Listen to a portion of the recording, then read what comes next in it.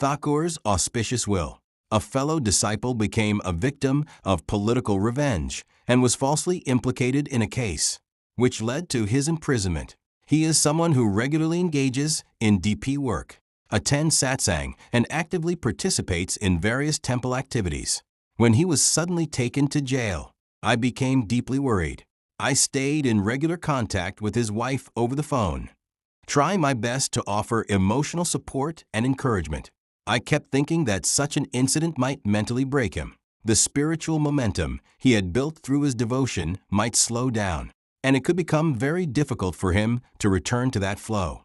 But to my surprise, the very next day after being released on bail, he came straight to the temple. He had some Ishta sacred offerings with him, and he came to submit them.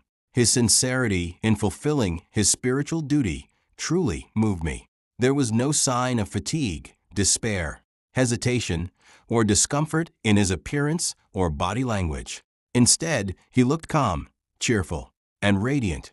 There was no trace on his face that he had just returned from jail. Today, I had a long conversation with him about his experience in prison, how he spent his time, how he managed his daily routine, everything. He shared that during his time in jail, he woke up early every morning to perform Ishta and offered regular prayers both in the morning and evening. With so much time available, he memorized the sacred book Satsang while sitting there. There was a small temple inside the jail where he would sit and chant the holy name. He said, "At first I used to pray alone, but after a few days, some inmates joined me. They told me they were also initiated by Thakur, but didn't know how to perform Ishta. He then taught them the proper method of performing Ishta. He even spoke to the jail authorities and arranged coins for their offerings. Gradually, he connected with more inmates who were followers of Sri Sri Thakur, guiding them to follow the spiritual disciplines. During evening prayers, both initiated and uninitiated inmates would gather around him. During the Jai Radha curtain, everyone slowly began to join in, clapping and singing together. One day, he noticed that all the inmates sitting behind him were fully participating in the curtain. Seeing his conduct, many developed deep respect for him. However, a few troublesome inmates, those involved in unlawful activities inside the jail, tried to harass him in different ways.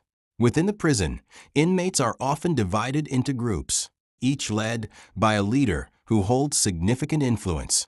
One such group leader was also initiated by Sri Sri Thakur. He called my fellow disciple and advised him on whom to avoid and whom to be cautious around, ensuring his safety.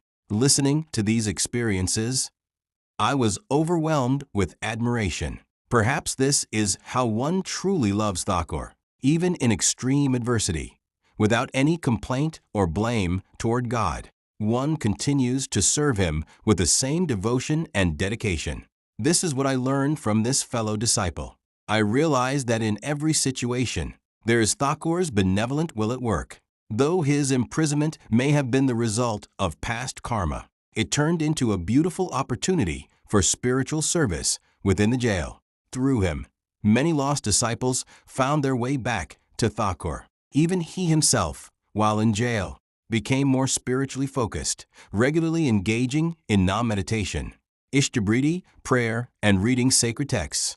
So, no matter what situation we face, we should never lose hope or be consumed by unnecessary worry. If we remain connected with him, then, through every circumstance, his divine will ultimately leads to our well-being.